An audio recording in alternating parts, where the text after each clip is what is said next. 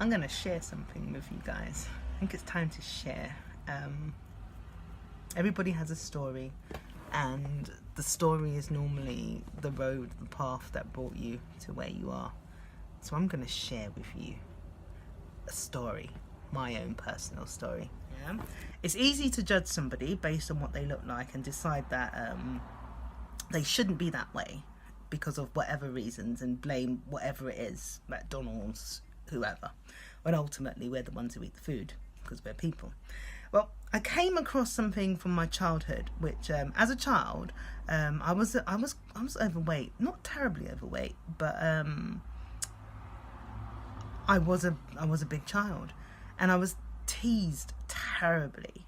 Yeah, and it was actually a really horrible time because I was overweight and I had a stutter and I had really bad skin. So I was called all kinds of horrible names, such as mampy, fatty, all horrible things, and also beef burger or polka dot material because my skin was really, really bad. And to top it all off, I had a stutter. Oh, it sounded gorgeous, didn't I? So there I was, overweight,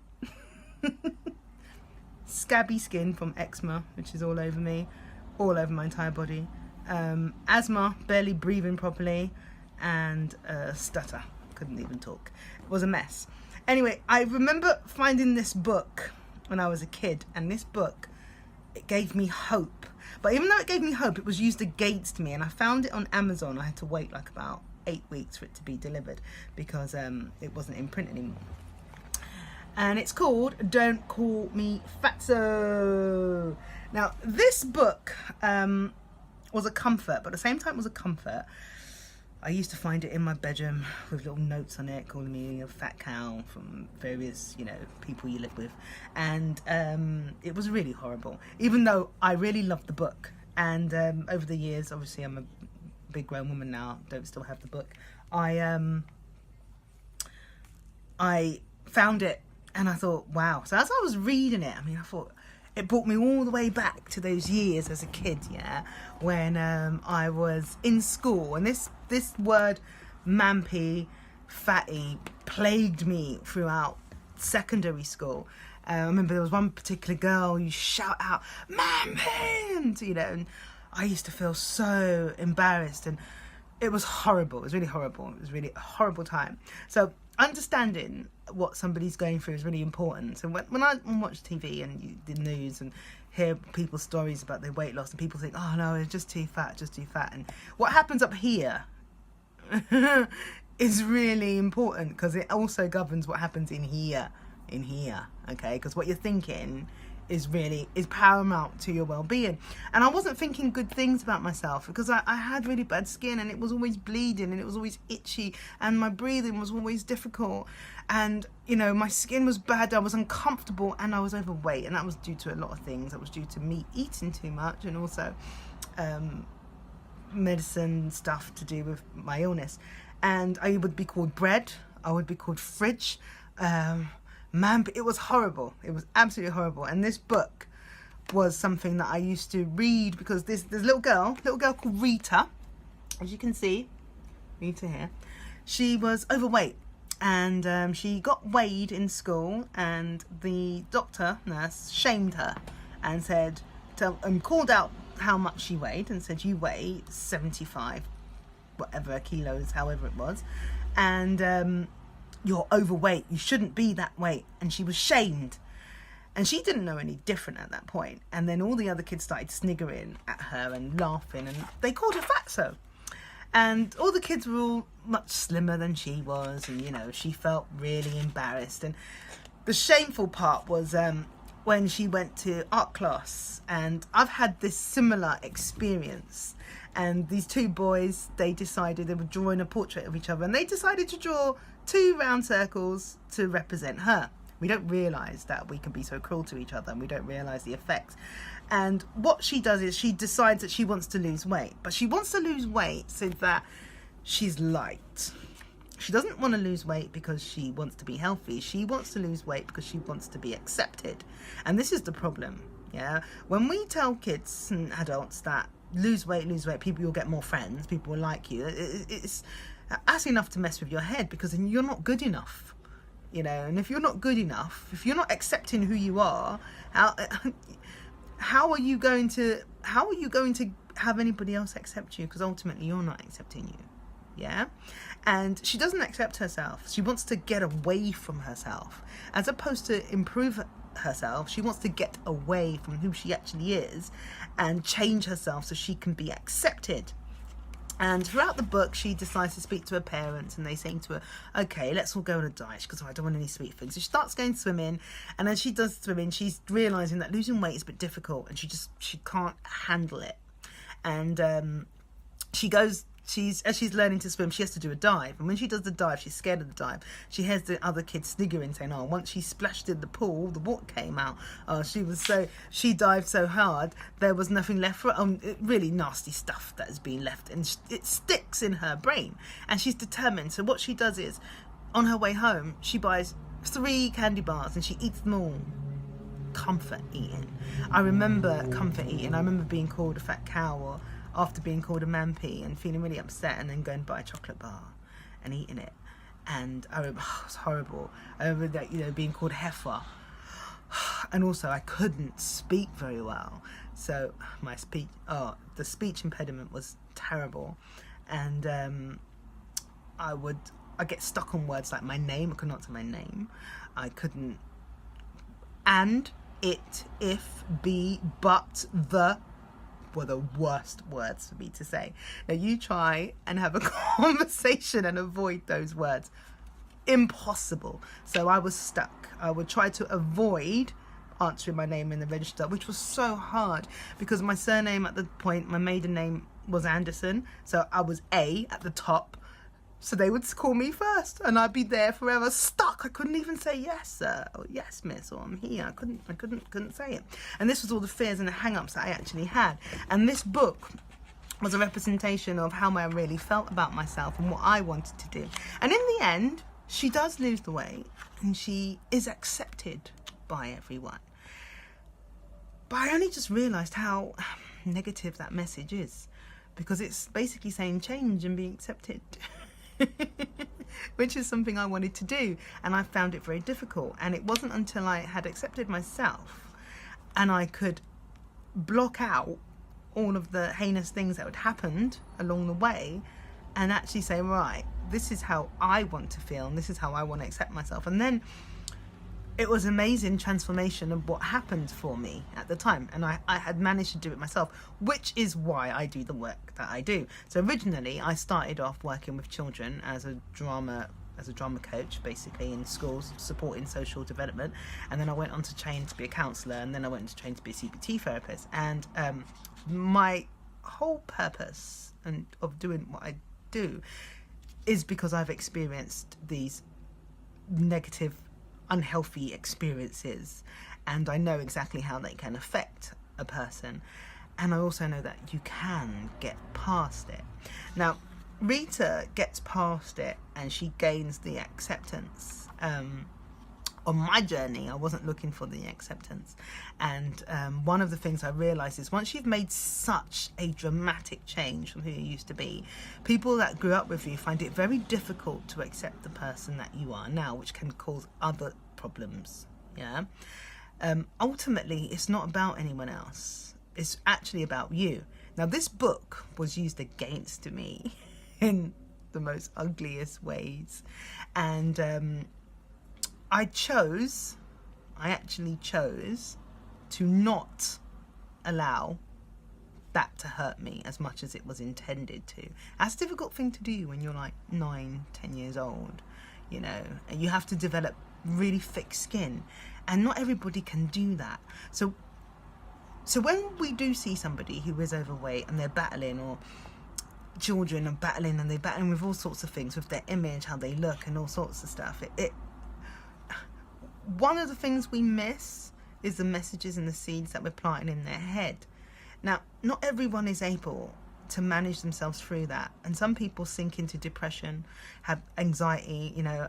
I mean, even now I still have strange thoughts about the way I look, and sometimes I wonder if I have body dysmorphia, and I don't. But there are moments I'm thinking, oh my God. And if somebody mentions my weight, oh my God, shock horror. And I come from West Indian background. They're not partial to tell you that you're fat. And it will sound like this. What are you put on weight? You're fatty? And you'll be like, God. And you'll feel really, really, really, really, really embarrassed. And you won't know how to get up from that. Not everyone's able to manage that, you know. It's not easy. And the messages that we're giving out to the kids at the moment, which are suffering, because they are suffering, you know. Being overweight it's not comfortable. And it's not comfortable to be overweight. It's not comfortable to see yourself overweight. It's not comfortable even in your clothes. You feel like you're out there. You're just out there and everybody knows. And you can't hide. And it can have a lot of disturbing, it can wreak havoc on you. Yeah. So when we experience these people who are experiencing these things, the idea isn't to make them feel worse, because the spiral of continuing the weight gain, and I'm not talking about those people who purposely are doing it, but the spiral of putting on of the weight gain, just getting out of control because you're comforting yourself, is actually really dangerous mentally and emotionally and physically. So if you do have somebody and shaming them, naming and shaming them, making them feel ridiculed, is not going to help them. Yeah. There will be something that person needs to latch onto or to focus to help them drive themselves forward. It's not an easy thing. I mean, I had this book, but at the same time I had this book was used as a weapon against me, which is why I purchased it. I'm 40 old now, and the last time I had this book in my hand, I think I was about 12 or 11, maybe 11. And so it's been a long, long time. And I used to reread this book, even though it was, you know, it was used as a weapon. It would be left on my bed. Fat cow would be written on it. Mampy would be written on it. You know, bread would be written on it. And it was funny. And I would hide the book because I didn't want to be associated with it. And then I would pull it out. But I still found comfort in it. And I'm really glad I've purchased it. You know, I'm going to keep this. But we all have a story. And sometimes our story is so different to what we're living at the moment.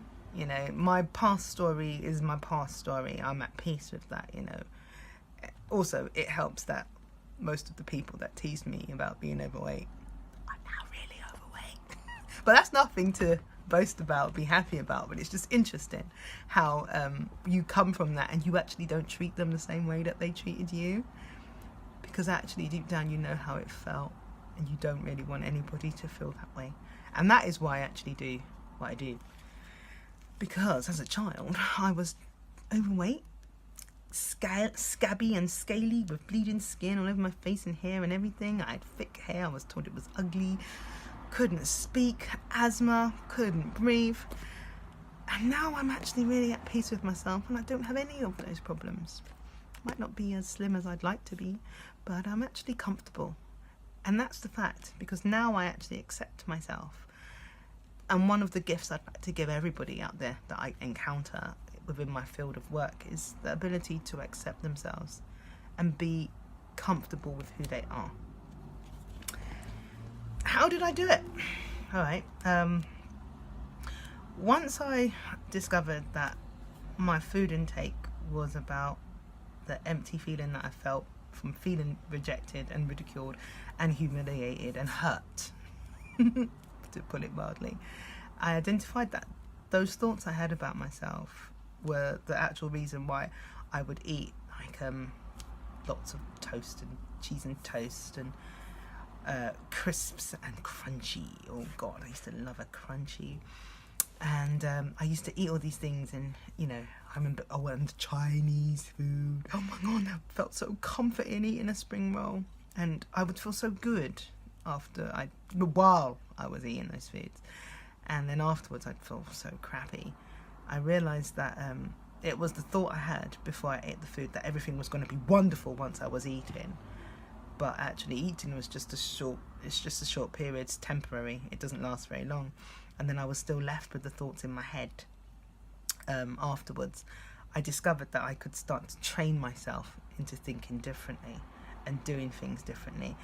Initially, I just wanted to be accepted, and then I just actually had to accept myself and also accept that I'm actually a different person. Do you know what I mean? I'm pretty different to most people. I don't do well in cliques. I like to empower people, and I just don't follow the norms. So I got rid of the need to be accepted, and then accepted myself, and then would end up looking around thinking, I need to fit with this person, I need to fit with this person, and being like, I don't want to. And then I would create the thoughts in my head that better served me. And then moving on in my career and helping other children and helping other adults as well, I realised how important thoughts are to your well-being, and which is why now I mainly practice as a CBT therapist rather than a counsellor, because I found that counselling was a platform to hash out old thoughts and feelings and really go on about them, whereas CBT gave you a direction and a way forward and a way to manage yourself now and look forward, so you weren't thinking about the past and you weren't regurgitating. So I can look at this book right now and not think, oh my god, shock, horror, I'm in fear of this reminds me of all the horrible things that happened in my childhood. Yes, I can remember being called all those horrible names, but it doesn't hurt anymore. And that is what I would just like to gift my story out there to anybody who it may help or support, or give them some understanding that anything is possible.